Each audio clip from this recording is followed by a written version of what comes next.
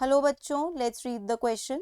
So the question over here says the fact that purine base always pairs through hydrogen bonds with pyrimidine base in the DNA double helix leads to the anti-parallel nature, the semi-conservative nature, uniform width throughout DNA, uniform length in all DNA.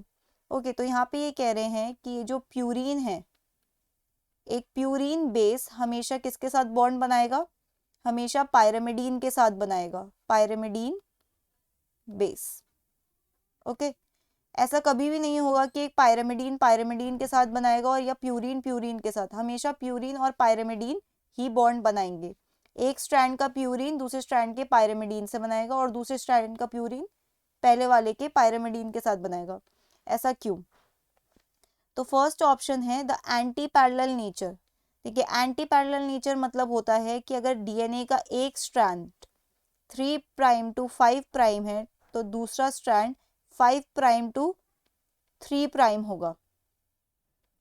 ठीक है, 5 prime पे क्या होता है? Phosphate होता है और 3 prime पे OH होता है। तो यहाँ पे उल्टा होगा, 3 प्राइम पे यहाँ पर ऊपर की तरफ OH होगा और नीचे की तरफ फॉस्फेट।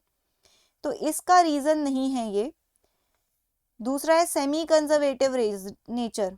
सेमी कंजर्वेटिव नेचर मतलब होता है कि जब डीएनए में रेप्लिकेशन होता है, इस एक डीएनए के मॉलिक्यूल से 2 डीएनए के मॉलिक्यूल्स बनते हैं। ओके, तो नए वाले में एक स्ट्रैंड पुराने वाले का होता है। ऐसा नहीं है कि दोनों पुराने स्ट्रैंड एक साथ जाएंगे और दोनों नए स्ट्रैंड एक साथ बनेंगे। इसका रीजन भी ये नहीं होता है। और uniform length in all DNA मतलब होता है कि सारे जितने भी जो लेंथ बन रही है बेसिस की वो यूनिफॉर्म रहेगी। टोटल इस स्ट्रैंड की लेंथ यूनिफॉर्म रहेगी। ओके, तो रीजन देखिए ये होता है कि जो प्यूरीन है आपका, ओके, प्यूरीन कैसा बेस है?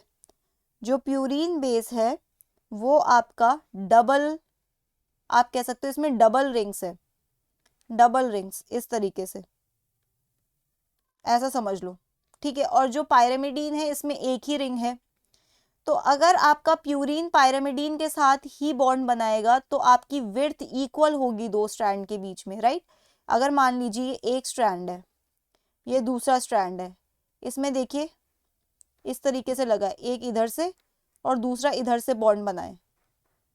ठीक है, अब होगा क्या? मान लीजिए अब दूसरे स्ट्रैंड में ऐसा है, ऐसी कंडीशन है, दूसरे स्ट्रैंड में ऐसी कंडीशन है, तो इस वाले स्ट्रैंड में ऐसा होगा।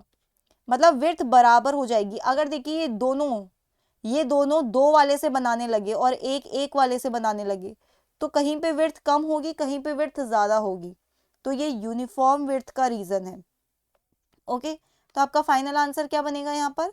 आपका फाइनल आंसर बनेगा option C, that is uniform width throughout DNA, throughout DNA. Okay, so that's it for the question. I hope you understood it well. Best of luck.